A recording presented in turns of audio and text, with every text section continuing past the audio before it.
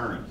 Suffice to say, we did find out about it. The council started to focus on it. The council then and myself began to look at zoning ordinances, which is where you go with land use matters in local government.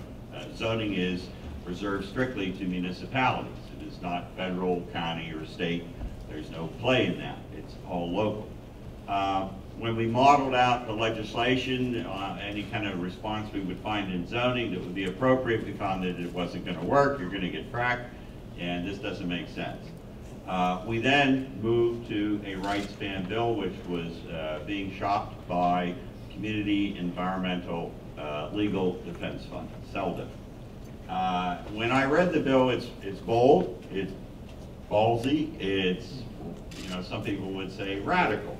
But when you measure what's the content of the bill against what your constitutional rights are as citizens, who's the boss, you are, all of a sudden there was some wonderful symmetry of logic to be made on that point.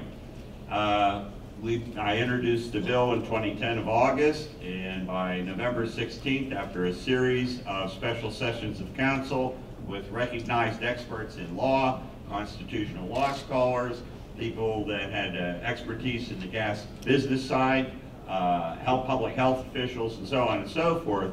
And in doing so, you're basically putting your case in chief in as you would the jury in a trial. We passed the ordinance. And what that ordinance did was declare that Pittsburgh citizens decide what we will do and what we will not do. Within that ordinance,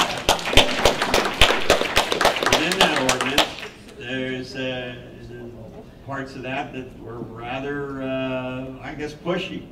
And basically, within the ordinance of the city of Pittsburgh, it's telling the state and the federal government that you don't really have a play on this one. We do. We're not recognizing it, so well, you have to do it after you get bought and paid for by the oil and gas industry. And then you're going to write their laws for them, and then we're going to go live by them. And then when we'd say no, you go, well, you can't. That's the law. And, it's like, so what? If you legalized robbery in the United States Congress or at the State House and said they could come in and rob you, we have a right to say, no, you can't. And that's really the fundamental part of that. And I really want to spend, pay special attention and appreciation for CELDF for really pushing this. The bill was passed. It's now been used as a model. We were the first ones. Last November, the town of Broadview Heights, Ohio amended it to their home rule charter by popular vote. So did Mansfield, Ohio. So did Longmont, Colorado. And in all three of these venues, the oil and gas industry spent a lot of money. In Longmont, Colorado, they spent well over $400,000 in a local campaign of a place of about 50,000 residents. They might be able to do this on a national scale.